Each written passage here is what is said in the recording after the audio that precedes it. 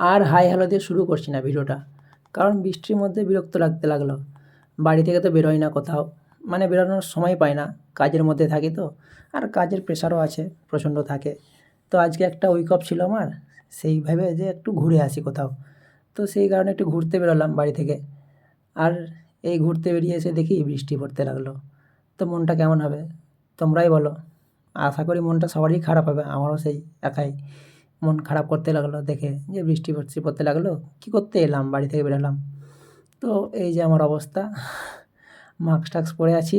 আর এই যে ভদ্রলোক সিটে বসতে পারছেন না, বৃষ্টির ছিটা আসছে। তার কারণ হচ্ছে অটোটির মধ্যে কোনো কভার ছিল না, ওই কারণেই। তো সামনে এসে দেখি বৃষ্টি পড়ছে না আর, মেঘলা মেঘলা দিন করছে, বাট বৃষ্টি পড়ছে না।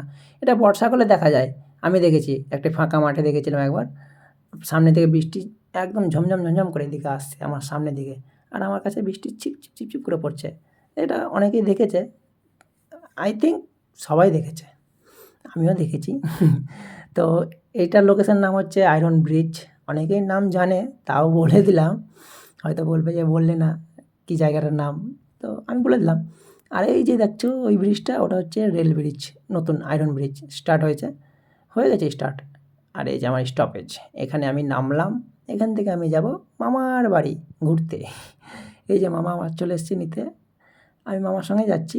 আর আমি পেছনে বসে আছি, প্রকৃতির হাওয়া নিচ্ছি, মানে মজা নিচ্ছি। আর এই যে ছেলে মুখে একটু হাসি ফুটেছে, কারণ বৃষ্টি বৃষ্টি নেই, কিন্তু মেঘলা মেঘলা দিন করছিল এদিকে অবশ্য।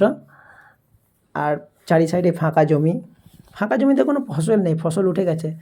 এখন ছিল পেঁয়াজ রসুনের সময়, পেঁয়াজ রসুন উঠে গেছে। আর হ্যাঁ, ভিডিওটা বেশি দূর যাচ্ছে না, তার কারণ এখানেই শেষ করছি। তোমরা সবাই দেখছো না ভিডিও বড়, ওই কারণে ভিডিওটা এখানে শেষ করলাম। পরে ভিডিওতে আবার দেখা করছি, ঠিক আছে? চলো বাই বাই, টাটা।